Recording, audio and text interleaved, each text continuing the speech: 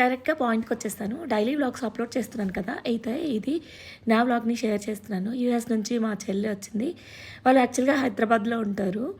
So office work, వాళ్ళ husband office పని మీద బెంగళూరుకి వచ్చారనమాట. వచ్చే విషయం అన్వితకి అస్సలు తెలీదు. ఇది 1 వీక్ బ్యాకే ప్లాన్ చేసుకున్నాము. అన్వితకి మా చెల్లికి మధ్య బాండింగ్ బాగుంటుంది. యాక్చువల్గా వాళ్ళు యూఎస్ నుంచి వచ్చిన తర్వాత హైదరాబాద్ ప్లాన్ మాకే ఉంటుంది. అయితే అనుకోకుండా ఆఫీస్ వర్క్ మీద వాళ్ళే బెంగళూరు వచ్చేసారనమాట.